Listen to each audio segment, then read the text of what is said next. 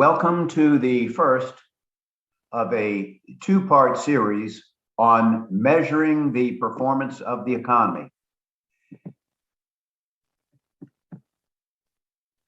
This first part is on the gross domestic product, the GDP.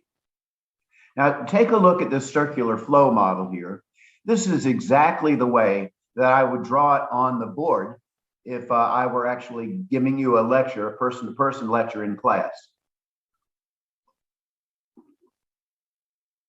This isn't quite as neat as when it's drawn with the graphic tools on PowerPoint, but hopefully you recognize some of it. Now, what we're going to do is we are going to hook up a meter to this circular flow model and measure how fast this thing spins around. The faster it spins around, the more material wealth is produced. And the more material wealth that's produced, the higher is the standard of living. Now, keep in mind what causes it to speed up or slow down, and that is the level of total spending. So let's hook up this meter to the spending flows here, and we'll measure those spending flows, and the farther to the right the needle goes, the faster the economy is going. If the economy slows down, it'll cause the meter to move back to the left. Now, here's the first spending flow that we're going to hook the meter up to. That is consumer expenditures. Consumer expenditures, as you know, comprises the largest component of total spending, somewhere between 65 to 70% on an annual basis. And so we'll call that connection C for consumer spending. Now, here's a form of spending as well, the spending by the firm. Up here, the consumer is buying widgets, zerks, and flanges. Down here, the firm is purchasing widget-making machines and zerk-making machines, etc. Now, we talked in the last lecture about how the firm that produces consumer goods purchases capital equipment from the firm that produces capital goods. When we looked at what was going on inside this F box here. Well, we can't see what's going on in there, so we'll just call this flow right here investment. And that we'll label that flow, we'll label that connection I for investment. Now, here's a flow, the flow of purchases from the government to the firm. The government provides all kinds of public goods and other services, and it purchases the equipment to do so from, private sector firms. It buys the planes and the bombs to provide national defense from private sector firms. It provides police cars and uniforms. It purchases those from, private sector firms. So notice that we are circling purchases there, and we'll call that connection from that flow to the meter, we'll call that G, and that'll stand for government. Notice also, by the way, here that we are not circling subsidies. Subsidies are a gift and does not represent the creation of wealth. Now, when some firm spends that subsidy, that's going to result in an increase in production, and that would be included, but the actual transfer of the subsidy from the government to the firm is not included. Here, circled in blue, that's purchase of exports. Once again, this is foreign consumers or foreign firms, whatever it is, purchasing goods and services from American firms, and that purchase represents a flow of spending into the economy. And so we're going to call that flow X, but notice that it has not yet reached the meter. That X, of course, stands for exports. It hasn't reached the meter yet because before it reaches the meter, there's an adjustment that needs to be made. Recall that when we are talking about the foreign sector, this flow out of the system from the household to some foreign country to buy imports, that represents a leakage of spending. This purchase of exports represents an injection of spending. This, the purchase of imports, represents a leakage of spending. So that's going to slow the economy down. So we have to adjust exports by the purchase of imports, and we'll call that connection M for imports. And so by the time it reaches the meter, the exports have been adjusted by imports, and we'll call that connection N, the connection that actually hooks up to the meter. We'll call that N. And N will stand for net exports, net exports. And so we have consumer spending, investment spending, government spending, and net exports all getting to the meter. And then the meter is going to be measuring the GDP. The GDP is the gross domestic product, and it is computed by adding up C plus I plus G plus N. Now, N, of course, is X, purchase of exports, minus M, purchase of imports.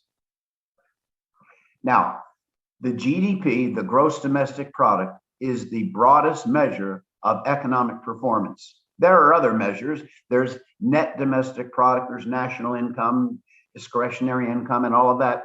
But let's just focus right now on the gross domestic product, the broadest measure. The definition of the gross domestic product is the market value of all final goods and services produced within the boundaries of the U.S. in 1 year.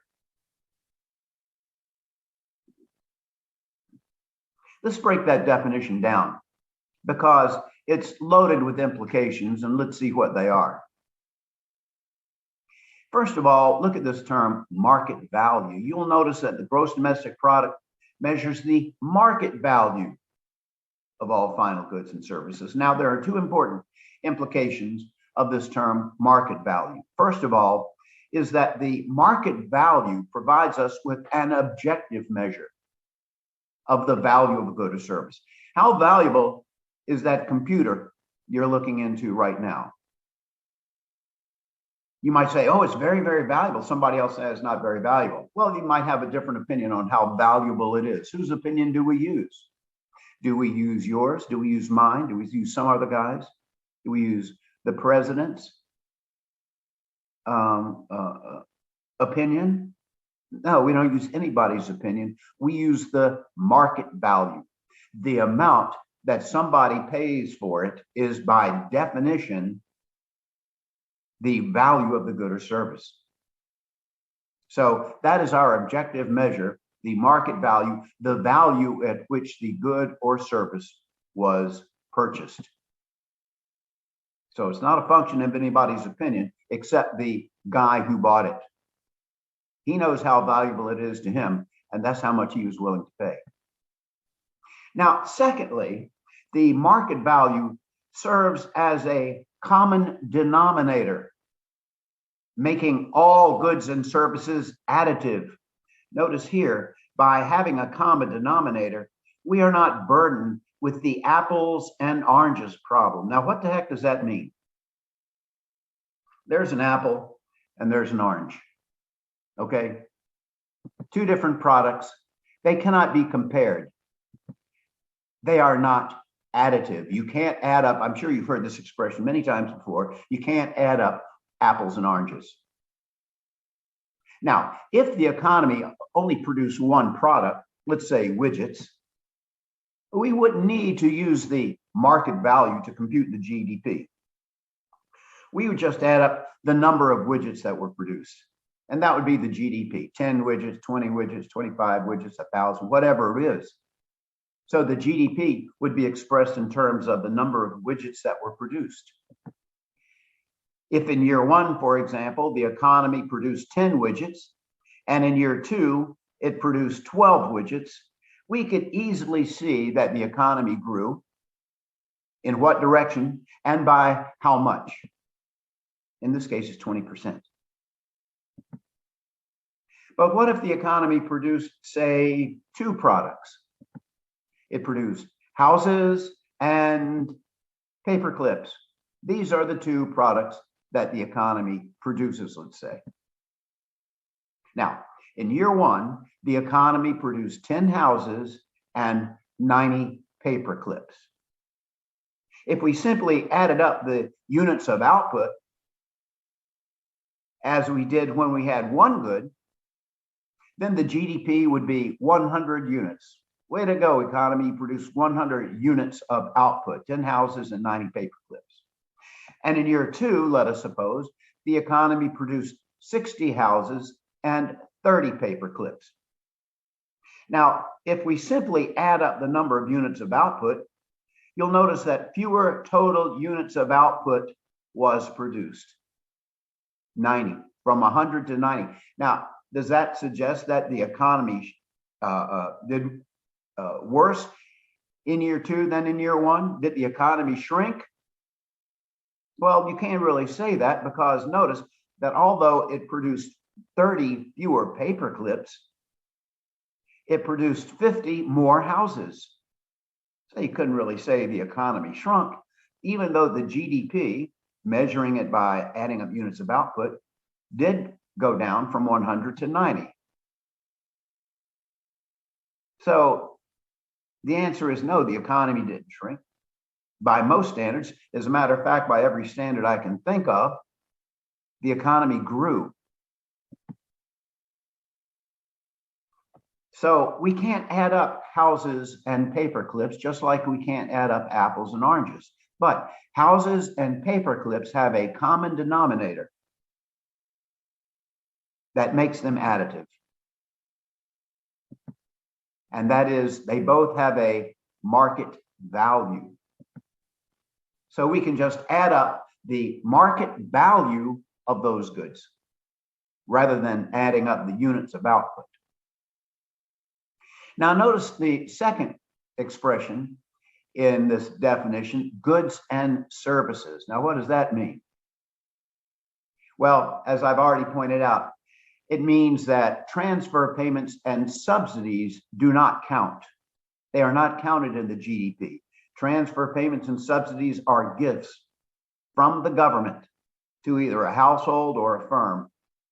And it does not represent payment in return for the production of a good or service. It's a gift. If you went to the store and bought, a flat screen TV for your spouse or your parent or your sibling or something like that, that would go into the GDP. But then when you gave it to that person, would that also go into the GDP? Well, of course not. The gifts don't go into the GDP, the giving of the gifts, the purchase of the product does. So the GDP represents the production of goods and services, not the transfer of goods and services. The production of goods and services. Transfer payments and subsidies do not count. And you can see then that's why only purchases were circled in this flow from government to the firm, not subsidies, because subsidies wouldn't count. Now, when those transfer payments and subsidies are spent, they do count, because that would then represent the production of goods and services. But the transfer payments and subsidies per se, that means by itself, transfer payments and subsidies by itself do not count. Now, here's another word, produce. It looks innocent enough. Let's see what the implication of that is. Now, suppose that a widget was produced in the year 2019, but it wasn't sold until the year 2020. In what year's GDP would the value of that widget be included? 2019 or 2020? The answer is 2019, the year in which it was produced. Well, you might say, but if it's not sold, how does it have a market value? Well, in this particular case, the government imputes or interpolates a market value. It assigns a market value to that widget. Or you can see there it imputes. And then if the widget is ultimately sold at a different price, the government will go back and revise the 2019 GDP. For that reason, the actual measure of the GDP isn't actually finalized until 2 or 3 years or even 4 years later. This is 2021. The GDP for 2021 will not be finalized till probably 2024 or 2025. Now, also notice that the GDP represents the market value of all goods and services that are produced within the boundaries of the United States, hence the term domestic. They've got to be produced within the boundaries of the United States. Now, until 1991, the United States used a measure called GNP rather than GDP to measure the performance of the economy. The GNP stood for gross national product rather than gross domestic product. Now, the gross national product was the market value of all goods and services produced by American firms anywhere in the world. So if Coca-Cola produced a product in Japan, the amount of Cokes that were sold in Japan would go into the American gross national product. But because the world has become so integrated, we can't really even define what an American firm is. How do we define an American firm?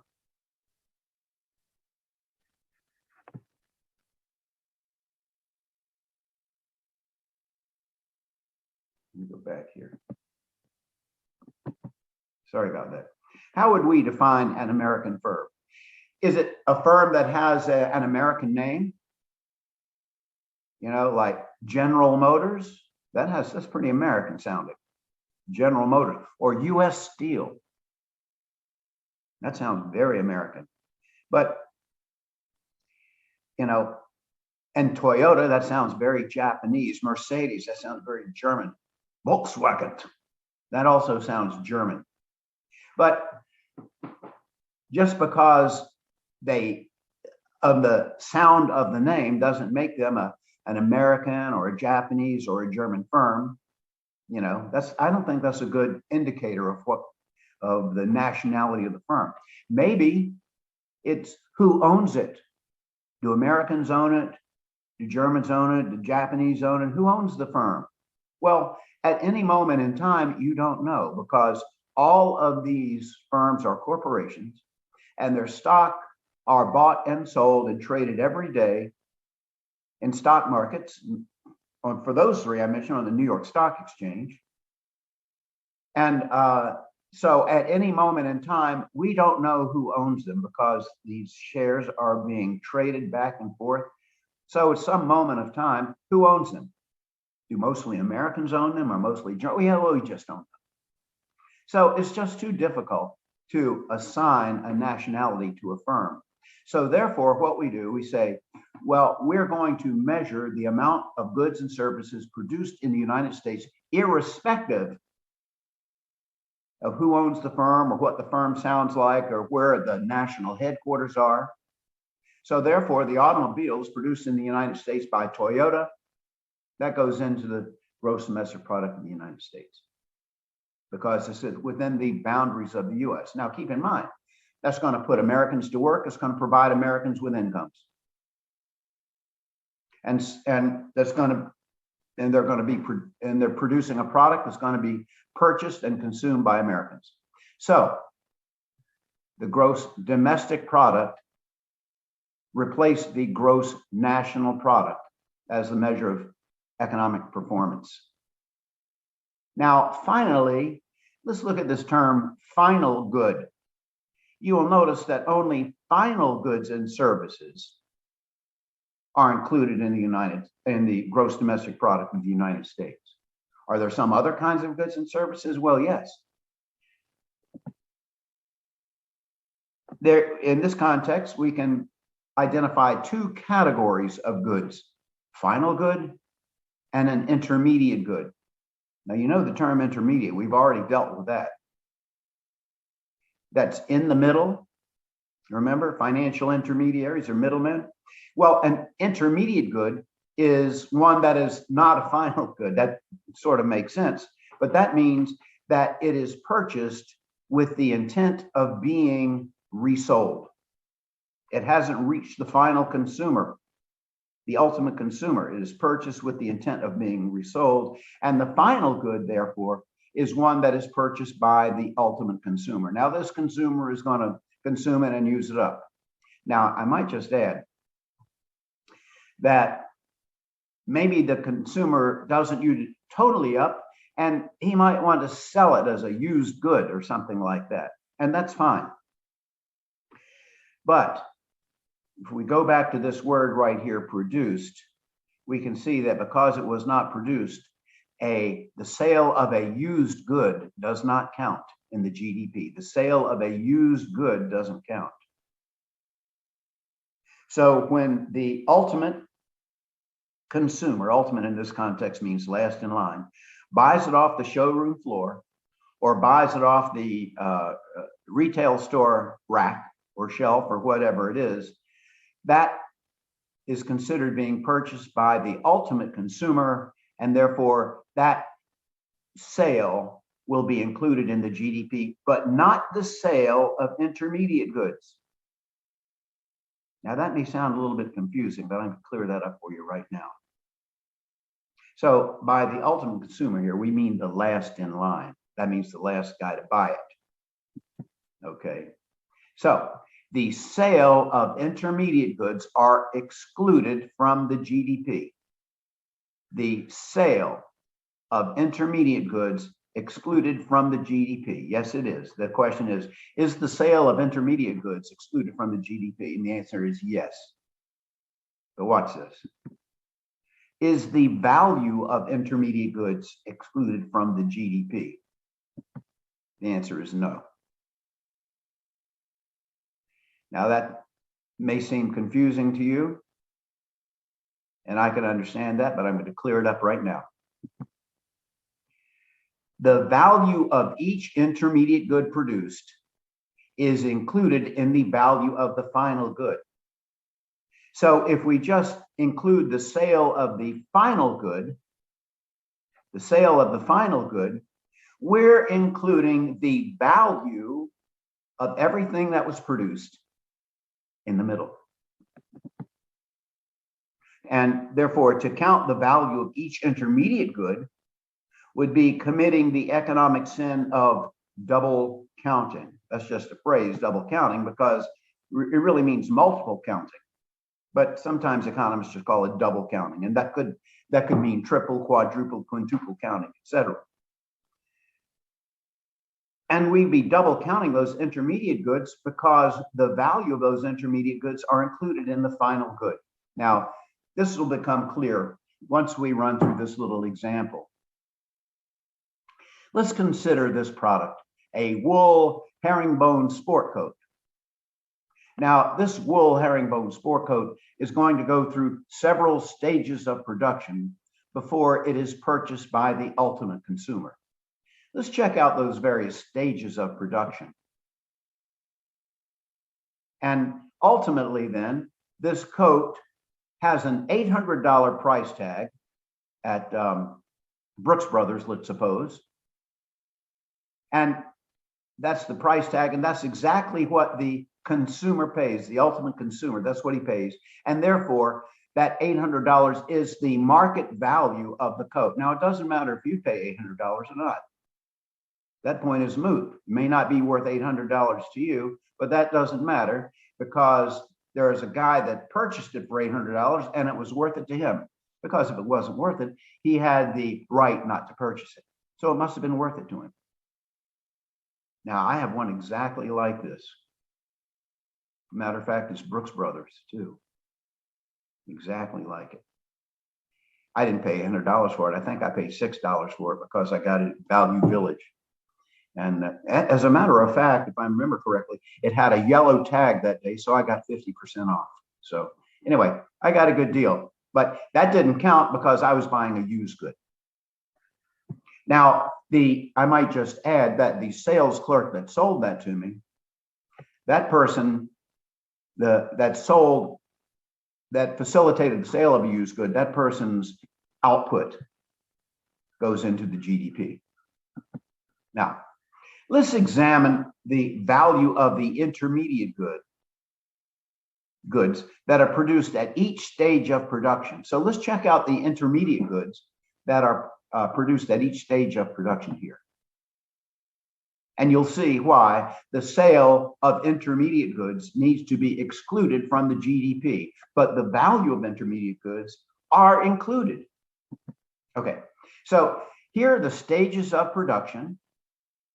Next to it, in this column, we'll list the market value of the intermediate good, and we'll list then the value that is added at each stage of production. So the first stage of production, of course, is the production of the wool, and that's going to occur at the sheep ranch. There's a sheep ranch there. Now, let's suppose that the sheep rancher, I suppose that's what you would call him, produces 2 bags of wool. Okay? Now, how much is this wool worth? What is the market value of this wool produced by the sheep rancher? Well, that depends. That depends upon what the textile mill will pay him for it. Let's suppose that the textile mill would pay $50 for this amount of wool, $50. I have no idea what wool is worth on the open market. I'm just making these numbers up. So how much value did the sheep rancher add? Well, at first he had nothing, and now he's got $50 worth of wool. So he added $50. That's how much value the sheep rancher added by his efforts. Now, what does the textile mill do with it? The textile mill takes this wool and spins it into, let us say, 10 square yards of cloth. This herringbone cloth, 10 square yards. What is the market value of that 10 square yards of cloth? Well, that depends upon what the manufacturer will pay him for it. Let's suppose, just pulling a number out of the air, that the manufacturer will pay the textile mill $125 for this 10 square yards of cloth. Now, what does the manufacturer do with it? He actually turns this 10 square yards of cloth. Let me go back and say, so how much value did the textile mill add to the bag of wool? Well, it came in the back door of the textile mill worth $50 and left out of the front door worth $125. Obviously, the textile mill added $75 to the bag of wool. So that's the value added. Now, the manufacturer, of course, what does the manufacturer do? The manufacturer takes this 10 square yards of cloth and converts it into a coat. Actually makes it into a coat. Now, what is the value of this coat produced by the manufacturer? That depends. That depends upon what the wholesaler will pay him for it. Let's suppose that the wholesaler will pay the manufacturer $300 for this coat. How much value did the manufacturer add to this coat? Well, it came in the back door of the manufacturer's factory worth $125, left out the front door worth $300. So the manufacturer added $175 of worth of value. What does the wholesaler do with it? Well, as you can see there, the wholesaler stores it in his warehouse. The wholesaler is an intermediary who, by the way, keeps an inventory. The wholesaler buys it from the manufacturer by the 100 gross and then sells it in smaller quantities to retail stores. The manufacturer gets the cost down by mass producing these things, producing 1,000 a day or 10,000 a day or whatever it is. That's how they get the cost down, by mass producing them. Now, they can't be bothered selling them to, Joe's Haberdashery or Mom and Pop's men's store or whatever it is. Now, they're only going to buy a half dozen units at a time. Now, a place like Brooks Brothers will buy it maybe by the hundreds. Walmart might buy it by the tens of thousands. I don't know. But most retail stores are not going to buy it in a high enough quantity so this manufacturer can mass produce it.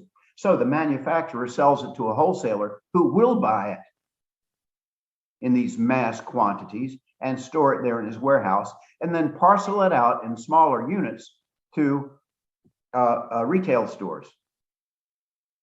So what is the value of this stored, distributed, the wholesaler could also be called the distributor, coat? That depends what the retailer will pay for it. Let's suppose that the retailer will pay $400 for that coat. How much value did the wholesaler add?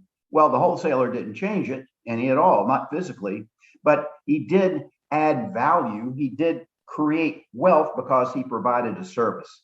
And the value of that wealth is, well, look, it came in the wholesaler's back door worth $300, left the front door worth $400. And so, as you can see, the wholesaler added $100 worth of value. Now, what does the retailer do with it? The retailer displays it, makes it available at a convenient location, either, downtown or in a mall or something like that. Provides you with a place that you can try it on, a mirror that you can look into, maybe even will alter it and tailor it for you. And will sell it to you in single unit lots. You don't have to buy a ton of them. You just buy one. So the retailer makes that service available to you. Now, what is the value of this coat sold by the retailer? Well, that depends upon what the consumer will pay for it. And there's the retailer right there. As a sharp-dressed man, I'll tell you. Let's suppose the consumer would pay $800 for it, exactly what's on that price tag right there. Now, because the consumer purchased it, it is a final good. And the sale, that sale right there, that sale, $800 to the consumer, is what will go into the GDP. Now, notice this huge markup right here from 400 to 800. It is not unusual for a retailer to mark up the price of a product by 100%. And that is because the cost to the retailer of selling that thing to you in single units is so great. He's got to have a place that is convenient to you. And oftentimes these very, very convenient places go for mega bucks by the square foot. And so the retailer has to cover that. Plus, he's going to have 4 or 5 guys working there like this. They've all got to be paid. Some of them won't sell a single unit during a day. Maybe this guy might sell 5. Some other guy might sell 2 or something like that. But the cost per employee per unit sold is going to be very high. So the retailer has very high production costs. And so it's not unusual for him to mark it up by 100%. But it is this $800 That is the final good because it is purchased by the ultimate consumer. Now let's see, how much value did the retailer add? As you can see, the retailer added $400 worth of value. Now, he didn't change it physically. I don't know, he might have altered it or something like that, but he did provide a productive service to the society that was worth $400, displaying it and make it available in a convenient place and all of that. That's a productive service. Came in the retailer's back door worth $400, left the front door worth $800. The retailer added $400 worth of value. Now, let's add up the total market value of all goods that were sold in this process. The bag of wool, the 10 square yards of cloth, the coat, the distributed coat, the tailored and altered coat, all of that came up to $1,675. But what do we have to show for our efforts? All we have is this $800 coat right here. The total market value of all things sold was $1,675, but all we have to show for our efforts is that lousy $800 coat.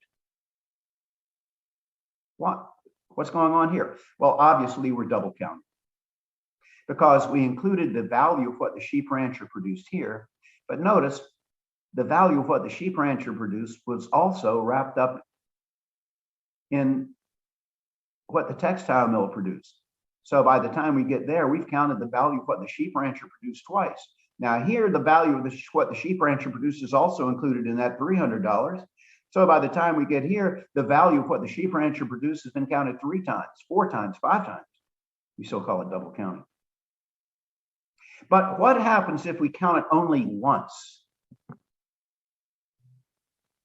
We count it only once. If we add up this, what was added at each stage of production and counted only once, we add up this column of numbers, guess what? We get 800. It is that 800 that is the market value of the final good. And you'll notice that the market value of the final good is what the consumer paid for it. And it is the sum of the value that was added at each stage of production. You know, when we count them only once, when we avoid double counting. So the market value of all final goods and services produced within the boundaries of the US in 1 year. We use the term final here to prevent double counting. What this means is it is the sale of the final good that goes into the GDP. But the sale of the intermediate goods do not go into the GDP. And that is because the value of the intermediate goods are subsumed in the sale of the final good. The sum of the value of all goods produced is greater than the value of the final good because of double counting. In this example, the value of what the sheep rancher produced was added 5 times, once at each stage of production.